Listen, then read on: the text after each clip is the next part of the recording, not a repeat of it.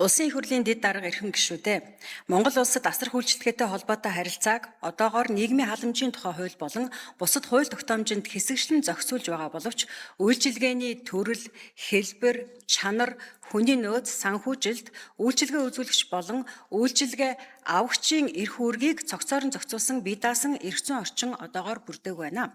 Үүний улмаас асар хүлжилтгээний хүртээмж, чанар хангалтгүй, хүний нөөцийн тогтолцоо төлөвшөөгүй, санхүүжилтийн их үүсвэр хязгаарлагдмал, төр хувийн хэвшил, иргэний нийгмийн байгууллагын оролцоо сул хэвээр байна.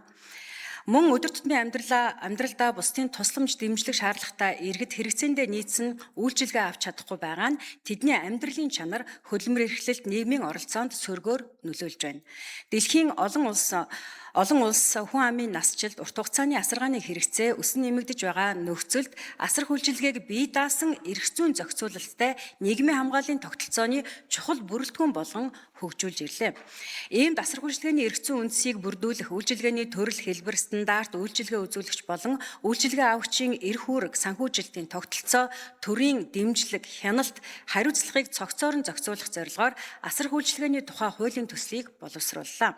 Хуулийн төсөл нь 10 бүлэг 30 зүйлээс бүрдэх бөгөөд дараах үндсэн зохицуулалтыг тусгалаа. Үүнд асар хүлжилгээний төрөл, хэлбэр, хамрах хүрээг тодорхойлох, гэрээр болон байгууллагад өдрийн болон явуулын үйлчилгээ үзүүлэх эрх зүйн үндсийг тогтоох.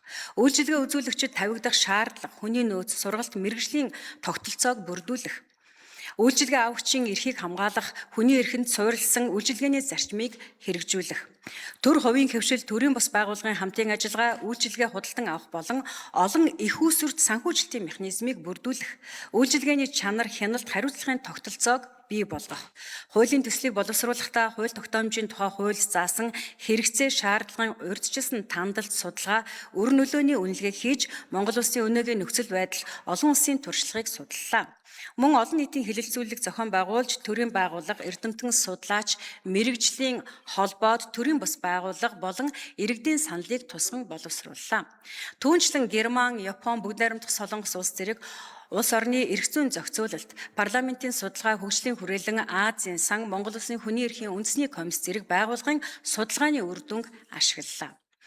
Хуулийн төсөл батлагдсанаар Монгол улсад асар хүлжилгээ анх удаа бие даасан эрх зүйн зохицуулалттай болж, үйлчилгээний төрөл, стандарт, хүний нөөц, санхүүжилт, хяналтын нэгдсэн тогтолцоо бүрднэ. Ингэснээр ахмад настан хөгжлийн бэрхшээлтэй иргэн, хүүхэд болон бусдын тусламж дэмжлэг шаардлагатай байгаа иргэд хэрэгцээ нөхцөлдөө тохирсон чанартай үйлчилгээг авах боломж өргөжөхөөс гадна гэр бүлийн асар хамгаалагчдын ачаалал буурч, хөдөлмөр эрхлэлт, нийгмийн оролцоог дэмжих нөхцөл байдал бүрдэх юм а. Мөн төр хувийн хэвшил, төрийн бас байгууллагын хамтын ажиллагаа өргөжин асар хүлжилгээний салбарт хөрөнгө оруулалт, инновац, мэрэгчсэн хүний нөөц хөгжих эрх зүйн үндэс бүртгэн зэрэгцээ хүн амын насжилт, урт хугацааны асаргааны өсөн нэмэгдэж байгаа хэрэгцээнд нийцсэн тогтвортой үндэсний тогтолцоог бий болгох ач холбогдолтой юм а. Анхаарал тавьсанд баярлалаа.